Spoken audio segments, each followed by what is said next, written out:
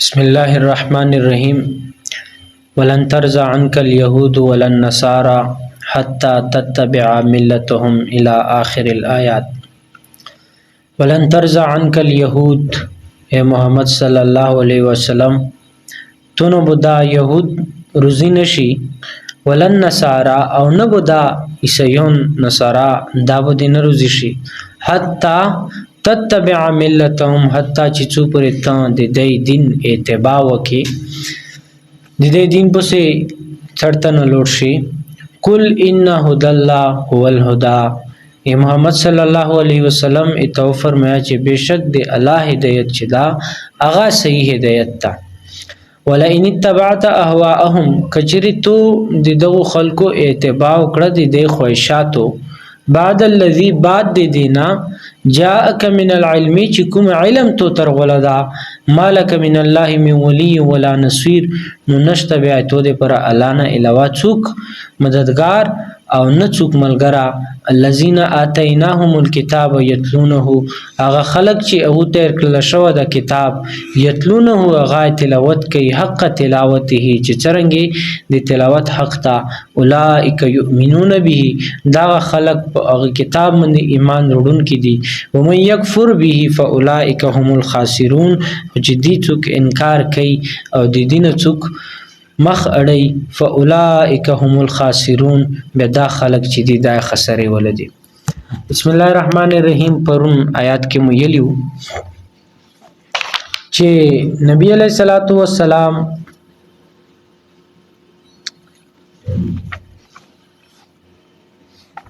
تبو يهوديونو دا خبره کولا چې کومه خبره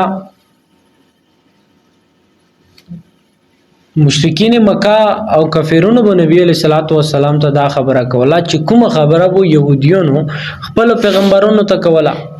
اول دا چې دا الله موږ سره خپل خبره ویل نه کوي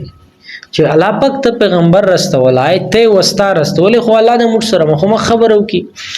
یا چې موږ کوم منچاهت معجزې دي مطلبي مو دي هغه دا الله پاک مشتپورا کی نو هغه باندې موږ خبره وکړه چې نبی علیہ الصلوۃ والسلام ته الله رب العزت قرآن مجید کې دا وی چې دا خلق چې دی دا یو دی د ځلونه چې دی خپل کې ملاو دي کپه نشنه یا په آیات یا په معجزو باندې خبره وا نو بیا به دای منلی وا هغه يهود دا مطالبه کړي وا الله پاک دې هغه مطالبه پورا کړي وي بیا ایمان نه وروړل دا غرنګي کفار مکه دي مشرکین مکه دي دا غرنګي بت پرست قوم دا نو دا کډېره مطالبه روشي دا مطالبه چې دی ایمان دی نړۍ دی د زلونه غوغونت دي څنګه چې د يهوديونو نو به مدا خبره کړي و چې نبی علیہ الصلوۃ والسلام بچي سړی ایمان نړل خفابو دا به غشتلا نو الله پاک ته وی چې ته صرف موږ ډرون کا او خوشخبری ورکون کا لجلای نور کڅوک ایمان اړي شا خبره کنه اړي نو د جهنم ته درومي د جهنميونو بره کې بوتونه پاتې نه کیږي. نن په آیات کې الله رب العزت د يهوديونو ایوا بلا خمی او بل شرارت او بل زړه بغض الله پاک هغه ذکر وکړل چې ولن ترضى عنك اليهود ولن نصارى چې دا يهود او نصاراتو نه کله نشي رزق د الله حتا تتبع ملتهم حتی چې څو پرې ته د دې ملت اتباع کی د دې دین اتباع کی دا وړي. نبی علیہ الصلوۃ والسلام بو امید ډیر کوال چې دا خلک چې څنګه اسلام تر وړي د مسلمانون شي نو الله پاک په دغه ایتونو کې منع کړه ویل چې دا امید چې کله ختم کړل شي یا چې کله امید زیات وي بیا غادي مایوسه سبب ګرځي. دیو جن خو علامه اقبال فرمایلی چې اس کی امید قلیل اس کے مقاصد جلیل چې امیدونه خو دې لږدي خو مقصد چې دا غاډر لوی ده. نو نبی علیہ الصلوۃ والسلام ته دا خطاب و دا خبره وا چې دغه خلکو نه امید ما سوتا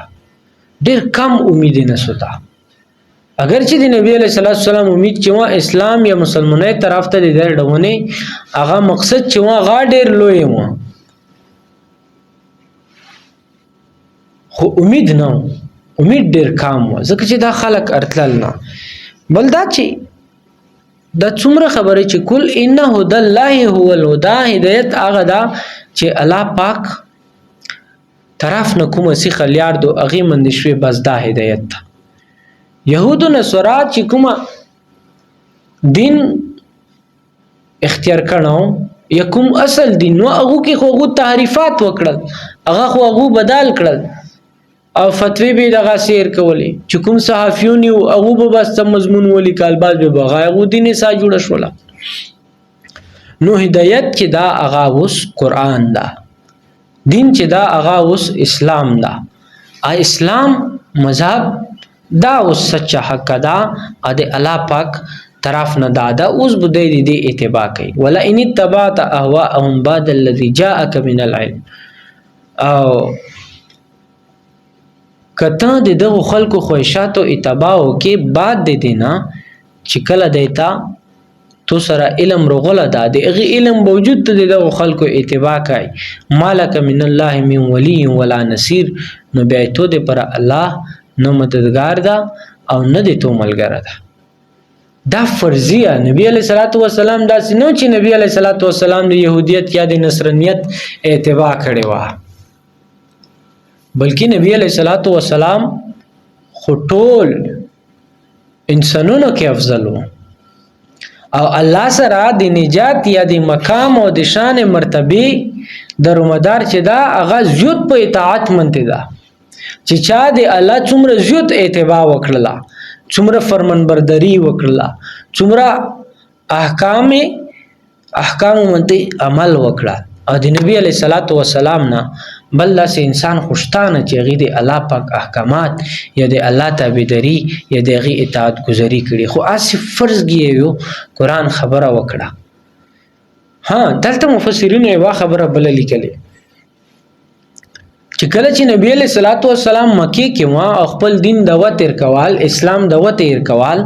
نو نیمو خلکو به نبی علیہ الصلوۃ والسلام ته دعوی چې ته دغه الکه پیغمبر شزب دغه الکه پیغمبر شه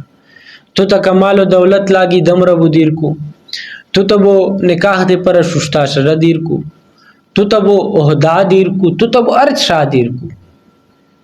دغه الکه پیغمبر د توی نیمه الکه بو مجبو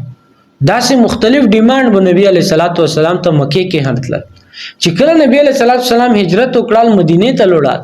نو غزو کې چې يهودو څنګه چې مشرکین مکه دا سول کړو چې څوخلا څومنه اغزو کې مدینه کې چې يهودو او نبی علیہ الصلوۃ والسلام ته دا فرق کړو چې څا به موږ او څا به تپرېږي څا به موږ درکو نو دیس مته موږ سره کمپرمایز وکا الله پاک ته چې دا کمپرمایز بالکل نشته ده بل دا چې نبی علیہ الصلوۃ والسلام سره قران و او قران چې کله روغلال اوس پیله دینونه وو هغه منسوخ کړل قران اوس ته هو منو به ایمان مو پړو خو لیکن احکام یا عمل چې دا هغه صرف په قران باندې کیږي نو دی وجنه الله پاک وی چې نه به ته د پر څوک ملګری او نه به ته د پر څوک مددگار وي الذين آتيناهم الكتاب يتلونه حق تلاوته او هغه خلق چې هغه ته مش کتاب ورکړه دا هغه کتاب تلاوت کوي حق تلاوت کوي د قران مجید کی تلاوت ټکر ولا عربی کې دا تلا یتلو نرسی خدا ډیر جمع ټکا دا دې ډیر وسی مفهوم ده تلا یتلو مطلب یو مطلب دادا چې ته یو شیب سے چړته نه لوړ شي هغه فالو کې نو قران دایي چې کوم خلق کو ته چې کتاب ورکل شو دا او هغه تلاوت کوي هغه سے چړته نه چي دی هغه اتباع کوي او حق اتباع کوي اوس دې زمن کې مفسرین مختلف خبرې کړې دي چې د قران حق تلاوت څنګه ده یو خو قران په څه چړته نتلن دي لکه د نیم خلق وی مشرون وی او قران چې کله یې بیا قرآن سره ګوتې وري چیرې مونږ د آیات ختون شي مونږ د قرشه ختون شي مخکې چړته نشو پکې نو چې څنګه دا ګوته وړن چړته هغه آیات په سیوري داسې د قرآن چې څومره احکامات دي څومره حکمونه دي قرآن څه یلی دي دې منې بو چړته نه ته دغه سه عمل کوي نو قرآن عمل دی پر غوله ده دی وجنه اتباع مطلب دا ده چې ته چړته نه پسې لوټ شي چې قرآن څه دی هغه ومني او معاشري حالاتو ته کوکسي اوس خو شکر الحمدلله علما ډیر شول مفتیون ډیر شول ایوانی مسله وکي کني پیله بده چې قرآن ویلي دي چې شر بچای ته شر خور ته دي ته به حقیر کای وکا لشکی پیله لوټ شي یا نه یو نیمشتا چې ته چې خور حصہ یا مور حصہ دا وګړي کنه به وی چې دا د مور خور حصہ چې تنه پکې وروړه مور خور حصہ چې تنه پکې وروړه دا خبره چې وکړه دا کفر ته وړي دا خبره چې وکړه دا کفر ته وړي دا صفه خبره د قرآن حکم نه دی انکار وکړل قرآن حکم دا نه مني او که اوس دې ته وی چې ته کافر یې یا مشر دا خبره ما کوه دې سره کفر ته وړي بیا مناسب خیر نشته حالانکه حقیقت دا ده چې قرآن حساب کړي اسلام حساب کړي به زو ته څوک یو چې وایي چې دا چې تنه پکې روغله یو نه پکې وایي چې په زړې کلمې ټینګ شه دا نوې ملاون روغله نوې کلمه څه مطلب کفرای خبره وکړه ملاون خو څه نوې کلمه نه دروړي او که چا دا سوچ وی چې د نبی علیه الصلاۃ والسلام نه بعد وو څوک نوې کلمه لري نو دا خو بیا کافر د صفه نو الفاظ داسې د کی خبره داسې د کی چې سره دماغ ولې بل طرف ته چینه چې رزدا څه یای بهرحال نو قرآن اتباع دادو چې قرآن منته بو عمل کوي و حدیث کې نبی علیہ الصلوۃ والسلام فرمایي چې ما آمن بالقرآن من استحل محارمه چې دې سړي په قرآن باندې کله ایمان نه دروړه چې قرآن کوم شای حرام کړه د ځون ته حلول کی قرآن چې کوم شونه حرام کړي دي د ځون ته حلول کی دا قرآن باندې ایمان وروړل نه دي انن کا معاشره وکسي څومره ډېری خبرې دي بهرحال حق تلاوته چې څنګه تلاوت یو خبره دویمه خبره دا چې څنګه چې په بنی اسرائیلو کې نیم خلق چې